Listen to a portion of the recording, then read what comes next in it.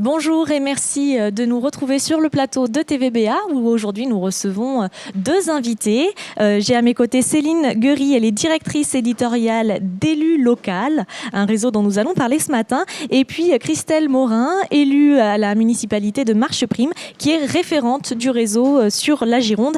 Et puis bien sûr, plus particulièrement peut-être sur le bassin d'Arcachon, on aura l'occasion d'y revenir. D'abord, le réseau Élus Local, qu'est-ce que c'est ?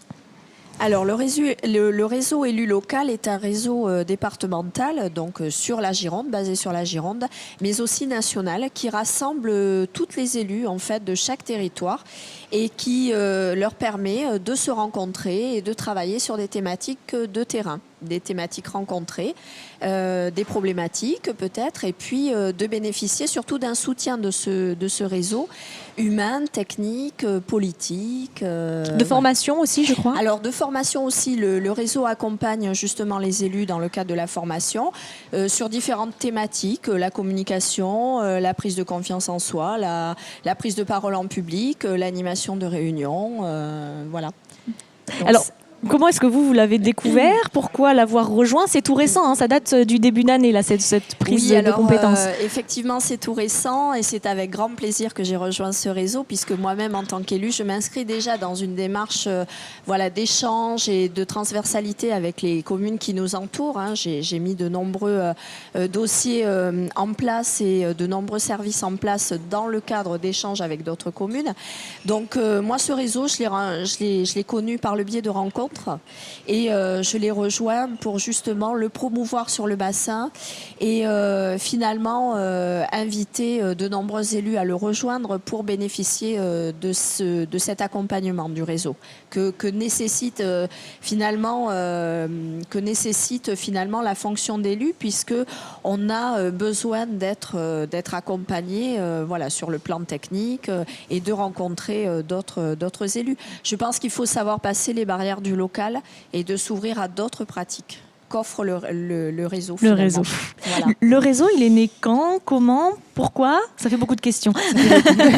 Il est né en 2012 et donc la fondatrice, qui est Julia Mouzon, à l'époque travaillait au ministère du Trésor et s'est rendu compte qu'en fait les femmes rencontraient beaucoup de difficultés avec ce fameux plafond de verre et notamment en politique, et en plus que là où les hommes fonctionnent en réseau de manière naturelle. Voilà, avec un très bon réflexe, les femmes le faisaient moins. Donc elle s'est dit, il faut faire en fait une assemblée de femmes. Et petit à petit sont nées les Journées nationales des femmes élues. Et puis on s'est développé. On a fait donc des formations, comme le disait Christelle, sur à la fois du développement personnel et à la fois des aspects techniques. Et on a lancé ensuite les réseaux locaux parce qu'on se dit que dans les territoires, il est important aussi que les élus puissent échanger. Donc d'un constat national où à l'époque on était à Paris, on s'est maintenant dupliqué sur les territoires et nos locaux sont maintenant à Bordeaux. D'accord. Et alors il y a combien de femmes maintenant qui font partie de ce réseau ? Alors on a 4000 femmes dans le réseau, nous on a formé 1000 femmes élues et on a une cinquantaine de réseaux un peu partout en France qui eux animent en fait des groupes de 500 femmes au total. Avec des référentes comme Christelle Morin. Exactement. Alors, on comprend bien effectivement cette nécessité peut-être d'être formée, qui d'ailleurs pourrait aussi bénéficier à des hommes. On se dit pourquoi que les femmes sont peut-être pas les seules à en avoir besoin. Mais alors, pourquoi un réseau féminin ? Est-ce qu'il y avait des lacunes au niveau de la représentativité ? Pourtant, il y a la parité. Effectivement, il y a deux choses en fait. On a la parité qui est en termes de chiffres, obligatoire pour toutes les communes de plus de 1000 habitants, les départements et les régions. Et puis après, on se rend compte que sur l'exercice du pouvoir de manière stratégique dans les exécutifs, on a en fait 16% de femmes maires. Donc, seulement 16% de France, femmes. Oui, on est loin là de... Voilà. Quand il s'agit de regarder sur les premiers adjoints, là aussi, c'est une grande majorité d'hommes. Dans les intercommunalités, c'est la même chose.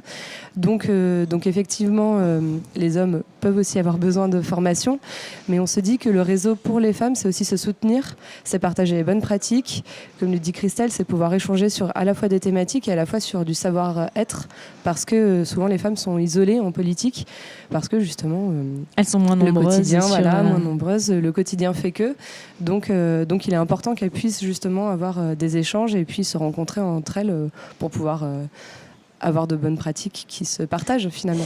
Ce qui veut dire que finalement, c'est plus qu'elles n'osent pas ou qu'on leur laisse pas la place de prendre des responsabilités plus importantes dans les collectivités notamment. Il y a un peu des deux en fait finalement.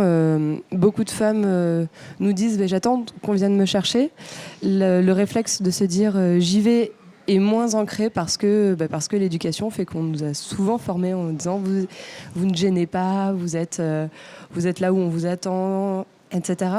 Et puis en fait, comme on hérite, parce que la loi sur la parité de 2014 pour les communes entre 20 000 et 3 500 habitants fait que c'est très nouveau.